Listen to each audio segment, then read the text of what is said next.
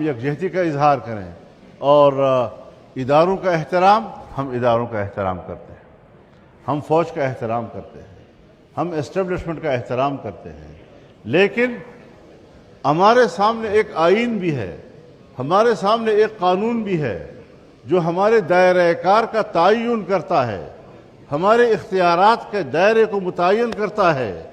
अगर वो अपने दायरे में रहे हमारे सरों के ताज, लेकिन अगर वो सियासत में फरीक बनकर सामने आते हैं, इंतखाबात के नताइज को तब्दील करते हैं और बलूचिस्तान में और गिलगित में हाल ही में जो कारनामे दिखाए गए हैं और जिस तरह नताइज तब्दील किए गए हैं, मेरे ख्याल में अगर वो सियासत में आएंगे तो फिर सियासत में हम हैं और सियासत में उनको जवाब भी दिया जाएगा।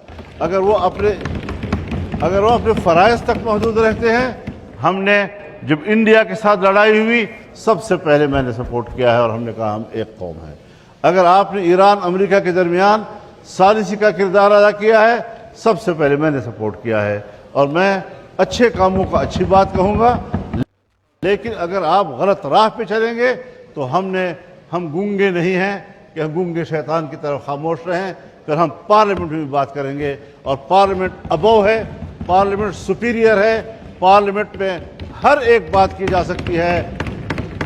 दिफा की क़ुव्वत हो वो इस पार्लियामेंट के मातहत है। यहाँ पर कोई भी इदारा हो, एस्टेब्लिशमेंट हो, ब्यूरोक्रेसी हो, वो इस पार्लियामेंट के मातहत है।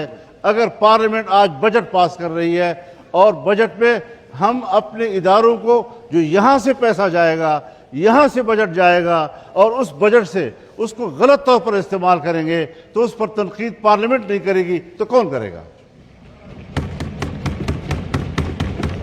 लिहाजा पार्लियामेंट को आज़ाद रहने दीजिए, पार्लियामेंट को सुपीरियर रहने दीजिए, इसको सुप्रीम रहने दीजिए और किसी को बालातर होने का तस्वुर नहीं है।